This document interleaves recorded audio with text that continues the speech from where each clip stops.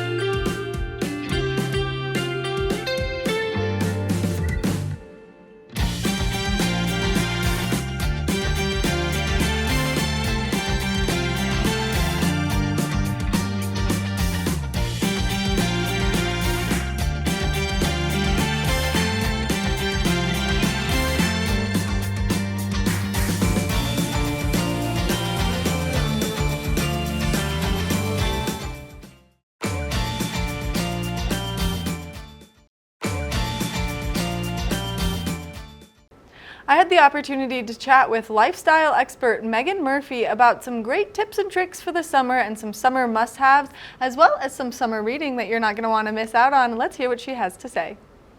Megan Murphy is here to talk about her ultimate summer fun guide, because she is a lifestyle expert to help you navigate some of those downtimes throughout the summer. Good morning, Megan.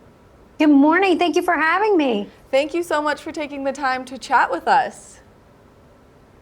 I'm excited to talk about your summer fun guide and everything that you have to offer throughout the guide. So let's kick off. We all love to be outdoors. We love to soak up that sunshine while we have it. But now when there's some downtime, you've got a great online recommendation where we can enjoy some movies and some TV.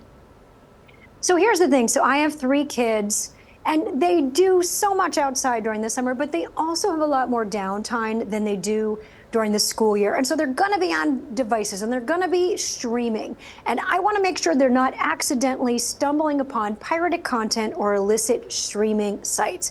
And that's where streamsafely.com comes in.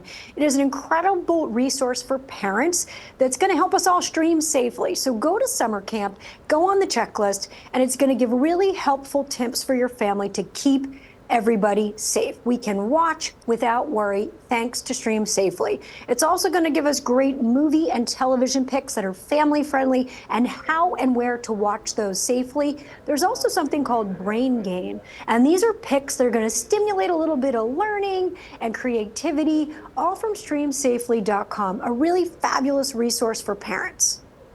I think that this is so important, and especially as those kiddos do have those moments of downtime, and all of them have those tablets or phones now to help keep them just a little bit entertained. Now, as people are going through all of the fun of summer, there's a lot of opportunity to host and entertain people at your house, and sometimes that can get a bit overwhelming, but you've got some great advice on how you can navigate that. Absolutely. I love to entertain. I always have a full house. But the last thing you want to do as the host is have to leave to go to the grocery store because you ran out of burger buns or you don't have chips for the homemade guac.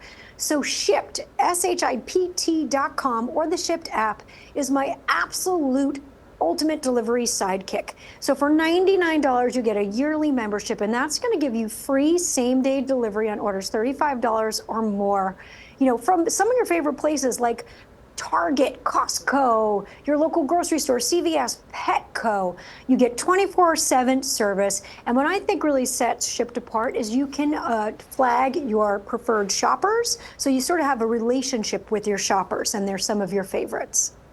which is a great way to avoid that miscommunication with yourself of losing those hamburger buns, maybe not having those chips for that guac like you need it. Now, as we roll into summer, a lot of us have so many toys to keep the family entertained. What do you recommend for storage? So because my backyard is really like my entertaining zone, I don't want to have all the clutter. I don't want the gardening tools and the sports equipment and all of the extra chairs, cluttering up my yard. So I found a really awesome storage box. These deck boxes from Keter, Keter.com, are the best looking storage boxes I've ever seen. They're made out of a resin, so they look like wood, but they're not going to rot. They're not going to rust. I use the 150-gallon box, and I have all my garage overflow in it. So it is the sports equipment, it is the folding chairs, so much stuff that we can actually now park bikes in the garage, and we don't have to look at that mess. And these are from Keter, Keter.com, which really is the ultimate source for all things backyard storage. I'm also eyeing a shed. Ah, that shed. You need a she shed. I support that 100%. Now, one of my favorite summer activities is to sit in the sun and enjoy a great book. You're an author, so tell us about the summer reading we should be doing of your book. So, of course, I'm always going to plug my own book. It's called Your Fully Charged Life, and it's going to help everyone live with more optimism and feel energized and joyful, which I think we could all use right now. And I also love anything from Zibby Owens and Zibby Books. She has a new memoir, and it's fabulous. I'm going to have to check out all of these fabulous books because I am an avid reader, and especially in the summertime, because there's no better way to soak up the sun than with a good book in your hand. Now, all of these tips and tricks have been so wonderful, and you've given us so many great resources. If people are looking to find this information, where can they get more of it? So go to streamsafely.com, go to shipped, SHIPT.com, or download the Shipped app, or go to Keter, Keter.com. And then if people want to buy your book, of course, you should plug it again. Where can they find it? So Your Fully Charged Life is available wherever books are sold. And if you're more of an audiobook person, I am the voice on the Audible. Which is absolutely incredible. Megan, thank you so much for taking the time to chat with us, giving us all this wonderful information, and thank you for putting in the hard work to make our summer more fun. Yay, summer. Thank you. Make sure that you use all of these wonderful resources to make your summer more fun, more convenient, and more entertaining and safe for the kiddos. We're going to take a short break, and when we come back, we've got more of the show, so stay tuned.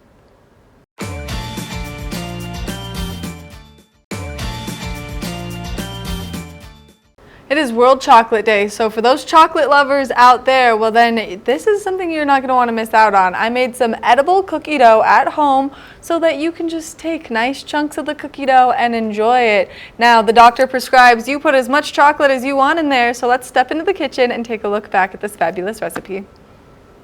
Welcome back to the show. I just found this recipe online and I really wanted to try and make it. And so instead of making it at home by myself, I'm gonna make it live for all of you because it is supposed to be really simple, very delicious, and it's a snack that maybe if you have a sweet tooth like I definitely do, this is a great snack for you to enjoy. So we're gonna make some edible cookie dough. You do not bake it. It has no raw egg in it, so you're just gonna refrigerate it when you're done and enjoy it when you want to. Now, it is a few ingredients that we've got here. We've got butter, we've got brown sugar, white sugar, some salt, maple syrup, vanilla, milk, and flour for our recipe. And so here's my cute little recipe paper with everything on it, just so I know that I'm measuring my things out correctly. So we're gonna start the recipe with a 1/3 cup of melted butter. So I put the butter in the microwave already, got it nice and liquidy and melted so that I can start my process. So we're gonna put the butter into the mixing bowl. Mug's a little bit big, so I'm just gonna let that drip there for a second. Then after that, we're gonna go and grab the brown sugar. So we need a 1/3 cup of brown sugar. So if you are making this and you bake a lot at home, well then you should have all of these ingredients, which makes it super simple. And because I don't know about you, but I really love cookie dough. And I know that when I make cookies, I have a really hard time not eating the cookie dough, but because it has the salmonella in it, because of the raw egg, it's best to not. So we're just gonna get the mixer going on low right now. Just let that kind of sit there and spin and get that brown sugar mixed in there. Now that we've got that in there, we're gonna grab our white sugar, we're gonna grab our tablespoon measure. All you need is 2 tablespoons of white sugar, so we'll make those, measure those out really quickly, drop them in there. This is a great easy recipe too if you have kiddos at home that you can make with them, so we'll let that mix in there as well. Put our sugar back, then we're gonna need just a little pinch of some salt to just give it a little contradiction to all that sugar. So I'm just gonna mix that in there just a little bit. All right, and then after that, we're gonna get our maple syrup and our vanilla, and we actually are gonna use a ½ teaspoon for both of these. I'm gonna give it a little more speed because I've got some sugar stuck to the side right there, and this is gonna help get it off, maybe not. Grab my spoon, push everything into it. KitchenAid really saves my shoulder. Now, I hate mixing the flour in. I always think that that's the worst part, and so this KitchenAid really saves my shoulder and makes it so much easier. So we're gonna do a ½ teaspoon of vanilla. I'm gonna measure that one out. Now, with the syrup, just because it's so thick, I'm not gonna measure that out. I'm gonna just kind of eyeball that one. And I mean, you can never have too much maple syrup. All it's gonna do is, oh no, it might be stuck. Okay, we got it. It's just gonna make it a little bit sweeter, a little bit gooier, delicious, you know? So I'm just gonna put a little bit of that in there. Yep, that's perfect. It's all gonna mix together. Now, while we've got all of our kind of liquids mixing together, I'm gonna start to measure out my flour after I put in my tablespoon of milk. And I bought real milk because this was the smallest thing that I could find for milk, but normally I would use almond milk or oat milk for something like this just because I prefer the flavor of it. But you can mix whatever milk you want in there. So now we're just gonna let all of our liquids keep mixing together. And then we're gonna start to add some flour to it. Ugh. And we're gonna do 3/4 cup of flour. And you're supposed to use a sifter. Make sure you have no chunks in your flour. Unfortunately, I do not have my sifter here with me. So we're just gonna hopefully see how well this turns out. Now we're gonna put some flour in, let it mix a little bit. I'm gonna increase my speed, make it a little bit easier for the mixer to get its job done. We're just gonna let it keep going. This is really when the mixer comes in handy, is when you have to start mixing all of the flour in. I feel like it starts to get really hard on your shoulders, on your arms, and especially if you have a bad shoulder like me. So I like the mixer for this. I think it's wonderful. Now, it does look like it could use a little more liquid, so we're just gonna give it a little more speed and see if it gets all nice and doughy. And then, of course, we're gonna add chocolate chips to it to make it like chocolate chip cookie dough. Yeah, we're gonna add just a little more something. I think we should do a little more maple syrup over milk, just because I think that that's gonna be a better texture. And I also think that it'll help it kind of bond together just a little bit more. So we're gonna let that mix for a little bit. Then it's gonna come into that regular cookie dough form that you would get if you were making regular cookie dough. And now I'm gonna grab my spoon and just push it down a little bit so that the mixer gets all the stuff at the bottom too. Oh, it looks good. It looks like cookie dough. And then the best part is you get to add your own chocolate chips, and because, I mean, you're not actually baking these into cookies, you can measure the chocolate chips with your heart and soul instead of with a measuring cup, which is exactly what I'm gonna do. I'm just gonna let that sit for a little bit longer. It's not really, it's getting close, but it's just a little bit hard still, like it's crumbly, and so I want it to just bond a little bit more together. Let's see, we're gonna give it a little speed on this one. I love it. Now we're gonna add our chocolate chips in. This is the best part.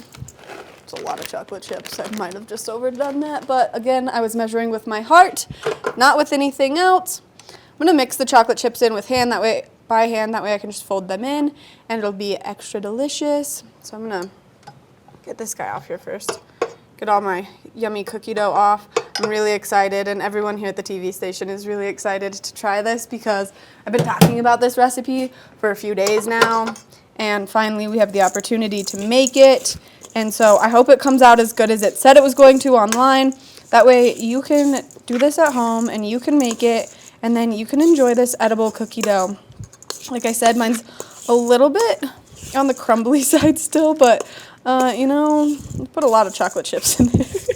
I use the mini chocolate chips. When I bake at home, I make a lot of muffins and stuff, and I really like the mini chocolate chips just because I think they're cute. Honestly, there's no other explanation for it than that. So it's that simple.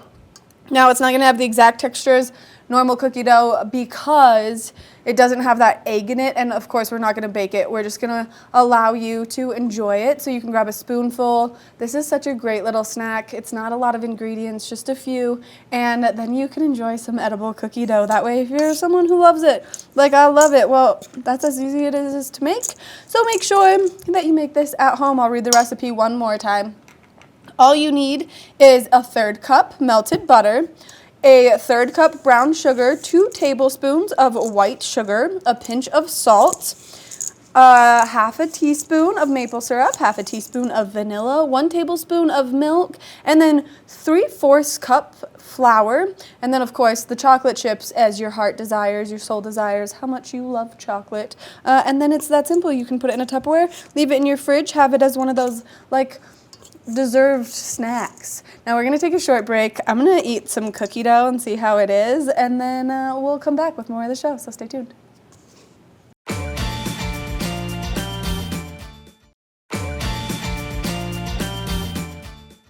Are you always fascinated by magicians? I am. The sleight of the hand is something that will never stop impressing me. Well, we had the opportunity to chat with a great magician named Adam Trent, so let's hear what he has to say. Welcome back, everyone. Now, our next guest promises to add a little bit of magic into your lives. You've probably seen him on television. He's been on tour. He's been on Broadway. This guy has done it all, and he's here to talk to us a little bit about his journey and all things magic. So I'm very thrilled to be talking to Adam Trent today. Adam, I'm just waiting for you to magically teleport into the studio. How are you? Yeah, absolutely. That would be a good trick. I'm working on that one still. Well, it's a pleasure to have you. Thank you for joining us. I know you've kind of been all over the place. You've been touring, you've been busy, but we're getting the chance to talk to you a little bit about, and I want to start off, Adam, by hearing just kind of a little bit about your journey, how you first got into magic, and why or how did you decide to pursue it professionally as a career? Yeah, so I grew up in Boulder, Colorado, actually, and I was just always seeing entertainment around Boulder. Colorado is such an amazing spot for entertainment, and especially unique types of entertainment. So I saw a magician when I was about 8 years old, and it was the first show that I remember everyone in my family enjoying simultaneously. Before that, musicals, the kids would be bored, or comedians, it would alienate someone in the family. Whereas magic, I remember it was my sisters, my parents, and my grandma. We were all sitting there, and everyone was just gasping with disbelief. Everyone was entertained by this. And I remember watching that thinking, like, I think whatever's happening here, that's what I'm going to do. So I got a book on magic that same year, started doing small shows around Colorado, Wow. little birthday party shows, things like that. And then when I was 18 years old, I left for Los Angeles, moved to Los Angeles. And that's where I kind of began my official career in entertainment. So I started performing on cruise ships. I went all around the world doing that for several years. And then in 2014, I joined a show called The Illusionists, Yes. which became a Broadway show. Yes. It actually became the biggest selling Broadway show in Broadway history. Wow. And I was the star of that for 3 years. And then from there, I got a TV show on Netflix, went around, started touring on my own. A couple of years ago, I had a TV show on ABC called The Magic Maker. So everything just kind of ballooned up from there, and everything went crazy. Absolutely. And I love that you mentioned kind of this journey from, being a Colorado native and then being on all of these shows and being on tour. How was that process like for you? I know you started performing early on Pearl Street and in Boulder, and then now to all of this that you've accomplished, kind of looking back at that, how does that feel for you? It's really such an amazing thing. Like people always ask, like, did I think this was going to happen? And actually, I did. When I was younger, I really did just want to be touring theaters. I wanted to be able to bring magic all around the country and kind of perform for people from all different ages and backgrounds. And that's kind of what my specialty has been. You know, there's something about, there's a big difference between doing magic on television and doing magic live in a theater. When you do magic on television, people always assume that there must be some sort of a camera trick. Maybe these are stooges, but there's nothing quite like coming to a place like the Villar Center, where you can sit there and you go, okay, well, I know it's not a camera trick because I'm seeing this happen live. I know these aren't stooges because that's my dad on stage right now. Yeah. So it really is a unique experience to see magic live in a theater. Adam, I know your show is called The Next Generation of Magic, and you kind of touched on this a little bit, but what is the next generation of magic, and why this name? Yeah, so the reason it's called that is because we're doing lots of fresh magic that's not been seen before. You know, a lot of people have a stereotype of magicians being like a top hat and a tuxedo, tying balloon animals. That's not what this is. We're going to be doing lots of fresh, new things that have never been seen before. So I'm using a lot of technology in the show. I take someone's phone, I put it in a blender, and then it reappears somewhere else in the audience. And then things, like I said, where, you know, it's just, I always describe it as, if people like magic, this is the show for them. But if they don't like magic, this is especially the show for them, because there's so many things that have never been seen before in magic, or in theater for that matter, where you know, it's kind of like Magic 2.0. It's been updated, it's been refreshed, and a lot of this will be kind of a world debut. Thank you so much. Thanks. Poof. Poof. There goes Adam. We're going to take a short break, but we'll be back with more of the show. So stay tuned. Right after this, we'll be back.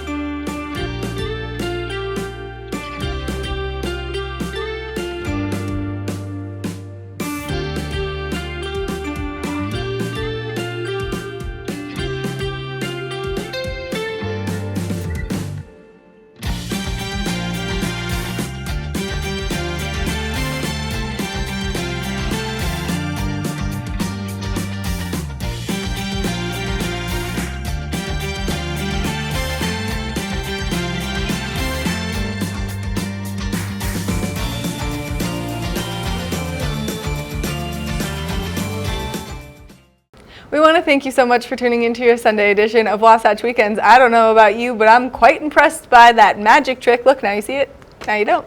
Magic, just like that. Make sure that you tune in tomorrow morning for your Monday edition of Wasatch Weekends. We love getting to be here to inspire you to try some new great things. I hope you enjoy that homemade cookie dough recipe that you can eat all the time. We'll see you tomorrow morning for another great show.